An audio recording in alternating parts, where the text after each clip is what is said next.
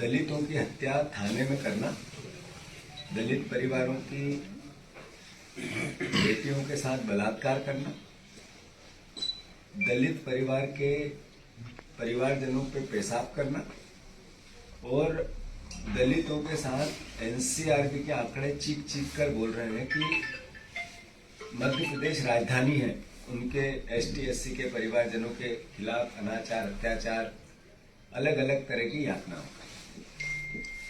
कल की घटना है, एक सतवास थाने में 35 साल का बेटा, जिसकी दो छोटे छोटे बच्चे हैं, 11-12 साल का, एक 15 साल का, एक बूढ़ी माँ है 80 साल की, घर में कोई नहीं है दूसरा। 6,000 रुपए की रिश्वत लेना, इसमें देरी हुई इसलिए उसकी हत्या कर दी। मैंने खुद ने जब स्पॉट का निरीक्षण किया तो कंधे बराबर जाली से लटक के फांसी लेने का एक तरह से पुलिस का बयान आया या उन्होंने प्रचारित किया, जो सरासर गलत। मैं फिर से मुख्यमंत्री जी को मैंने कल भी कहा था कि पूरा थाना सस्पेंड करो, मैसेज जाएगा कि थाने में रक्षक भक्षक बनते हैं तो सरकार अलर्ट रहती है, पर गृह मंत्री और गृह मंत्रालय अगर अकर्मण्य हो तो फिर क्या गृह मंत्रालय से जुड़े हुए अपराध की दृष्टि में भगवान भरोसे चलेंगे? मुख्यमंत्री जी, फिर मेरा आग्रह है, 1 करोड़ रुपए बच्चों को दो, उसके देखने वाला कोई नहीं, क्योंकि हत्या आपकी सरकार ने की, आपकी पुलिस ने की, हत्या की है, मैं फिर से बोल रहा हूँ। दूसरा, बच्चों को पढ़ाने को लेकर, जो उनकी सरकारी पेंशन को लेकर, माँ की सहायता को लेकर सरकार प्रोविजन करे, पालक बने। अनाथ हो गए बच्चे, न उसकी माँ है न पिता है, तो लगातार हत्याओं का सिलसिला जारी है मध्य प्रदेश में, खासकर थानों में। ये मोहन यादव जी के काम करने की शैली को बताता है। दूसरी ओर मोहन यादव जी फिर 5,000 करोड़ का ऋण ले रहे हैं। अरे क्यों ले रहे हैं? क्योंकि हवाई जहाज का किराया देना, हेलीकॉप्टर का,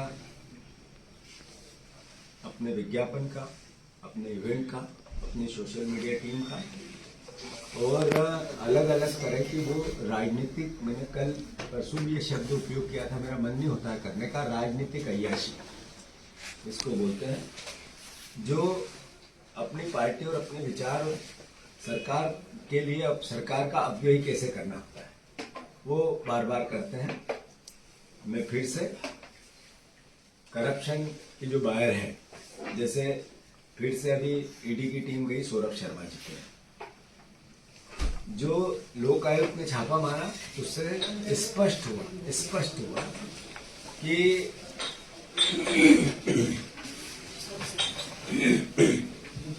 पूरी वो अधूरी थी, यानी सरकार की मिलीजुली निपटाने की दृष्टि से प्रयास था, करप्शन के पैसे को बचाएं कैसे, इसका एक प्रयास लोक आयोग ने किया था, जो धीरे धीरे अखबार जगत की, मीडिया जगत की, लोकतंत्र के चौथे स्तंभ की जागरूकता से, विपक्षी जागरूकता से परतें खुल रही है, प्याज के छिलके निकल रहे हैं। तो मैं फिर से, सौरभ शर्मा के मामले में किसका धन है, ये जल्दी से स्पष्ट होना चाहिए। ये तय है कि वो परिवहन विभाग से जुड़ा हुआ था, तो 10 साल से परिवहन के 2 मंत्री थे, अभी 2 साल पहले, 1 साल पहले दूसरे मंत्री जी आए। अभी रोज मीडिया विजुअल में होता है कि हर चेक पोस्ट पे जो बॉर्डर है वहां वैसे ही पैसे लिए जाते हैं जैसे पहले लिए जाते थे, और आपने कहा कि हमने चेक पोस्ट फ्री कर दिया। ये करप्शन चल रहा है। पहले थोड़ा ऑफिशियल चल रहा था कि 70% खाएंगे, 30% सरकार के खजाने में डालेंगे, अब 100% हम भ्रष्टाचार करेंगे, पैसे वैसे ही लेंगे। ये मोहन यादव जी की नीति है।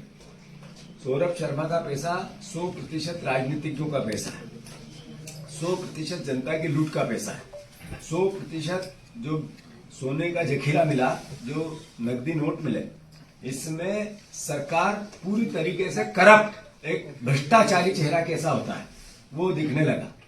मैं मानता हूं कि बीजेपी के लोग आरोप प्रत्यारोप लगाएंगे, अलग अलग तरह की बातें करेंगे, गुमराह करेंगे, उलझाएंगे, पर जनता को एक तरह से स्पष्ट हो गया है कि ये सरकार करप्शन की सरकार है, ऋण, कर्ज, क्राइम और करप्शन और कमीशन की सरकार है। तो मैं फिर से सौरभ शर्मा की हत्या हो सकती है। ये पहले दिन भी मैंने अपनी कि उसकी सुरक्षा की जानी चाहिए, जब मैंने प्रेस कॉन्फ्रेंस ली थी तो आशंका जाहिर की थी, क्योंकि जब जब भी सौरभ शर्मा आएगा सामने तब तब कई के चेहरे बेनकाब होंगे। तो मैं मानता हूं उनको सुरक्षा भी दी जाए और जल्दी से गिरफ्तार भी किया जाए और उनसे सारे राज जो सच्चाई है वो प्रदेश के और देश के सामने लाई जाए। ये करप्शन के लूट में कौन कौन हिस्सेदार है? हम तो कहते हैं बीजेपी जितनी लड़ाई इनकी होती है लूट के पैसे की होती है, और ये लूट के पैसे की ही लड़ाई चल रही है। फिर से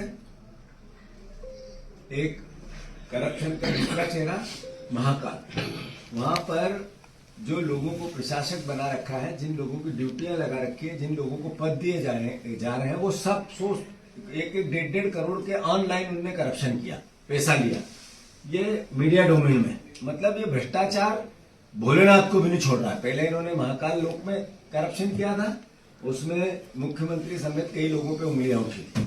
अब फिर से ये प्रसाद में, दर्शन में, आगे बढ़ाने में, भगवान के दर्शन में भी पैसे चाहिए।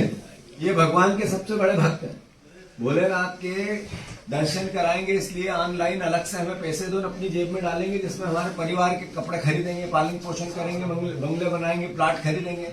ये है भारतीय जनता पार्टी, और ये है वहां से जुड़े हुए जो आरएसएस से जुड़े हुए लोगों को पद दिए उनकी नैतिक दायित्व। मैं फिर से जो धान खरीदी है, धान खरीदी, जैसे मैंने बार बार ये बात कही कि 3100 का आपने बोला था, 2700 का बोला था। आप जिस तरीके से धान में धोखा दे रहे हैं, एक तरह से गला घोट रहे हैं किसानों का, किसान देख रहे हैं, उनके बच्चे देख रहे हैं। मैं धान खरीदी आएगी तो मैं मंडियों में जाऊंगा, 3-4 दिन लगातार मैं मंडियों में किसानों से मिलूंगा, और इस सरकार का जो असली चेहरा है, झूठ का, करप्ट का, गुमराह करने का, ठगने का, उसको बेनकाब करने की हम कोशिश करेंगे।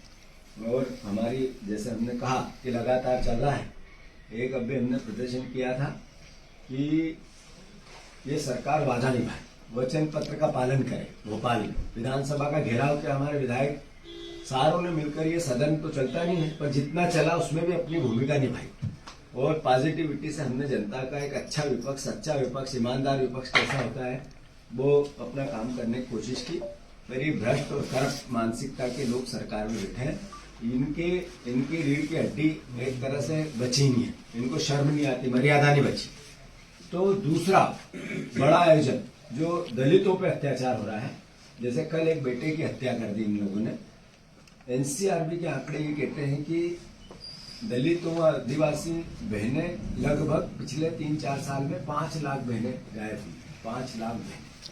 ऐसे ही जो हत्याएं होती है, जो अलग अलग तरह की यातनाएं होती है, भारतीय जनता पार्टी का चेहरा बार बार बेनकाब होता है उससे। इनके नेता निकलते हैं, इनके कार्यकर्ता निकलते हैं, जो इनके पार्षद लेवल के लोग पेशाब करते हैं। ये सब घटनाओं को लेके, बाबा साहब अम्बेडकर के संविधान की रक्षा को लेके, इस संविधान के संकल्प के साथ हम महू में एक बहुत बड़ा आयोजन कर रहे हैं, जिसमें जय भीम, जय संविधान और जय बापू, ये महात्मा गांधी की भावना के अनुरूप, उसमें आदरणीय खड़गे जी जो राष्ट्रीय अध्यक्ष है हमारे पार्टी के, आदरणीय राहुल जी जो पहले पूर्व में राष्ट्रीय अध्यक्ष और नेता प्रतिपक्ष हैं संसद में, और सारे CWC के मेंबर, हमारे मुख्यमंत्री, पूर्व मुख्यमंत्री, सबको हम आमंत्रित करेंगे।